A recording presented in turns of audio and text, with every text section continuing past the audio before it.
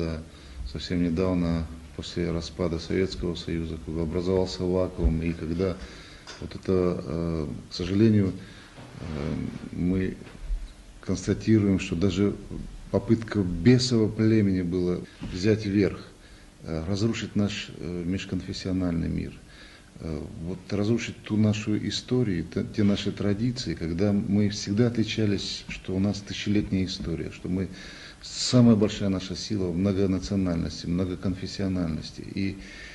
И вот это самое главное, не оружие, не ракеты, а именно вот это согласие. И в тот период я помню, что вы поддержали и закон о реабилитации репрессированных народов.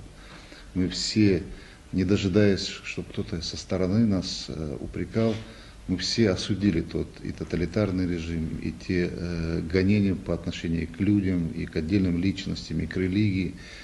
Вы поддержали тот период, когда восстанавливалась ингушская государственность. Мы вам очень благодарны.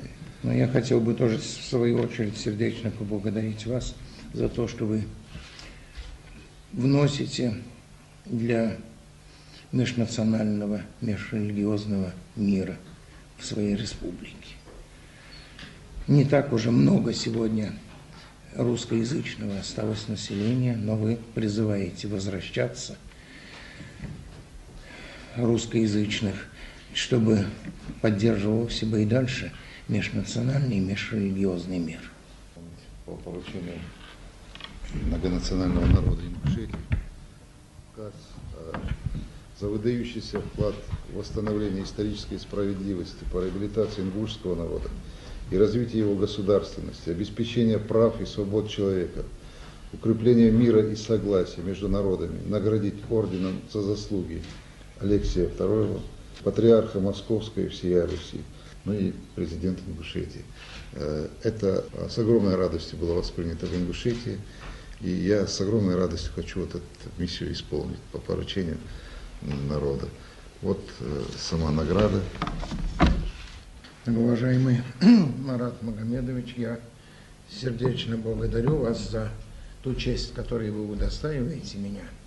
Считаю, что во многом это и аванс, потому что не так много я сделал для ингушского народа, но в своей деятельности в очень нелегкий период для России за 15 лет своего патриаршего служения я всегда старался направить свои усилия на сохранение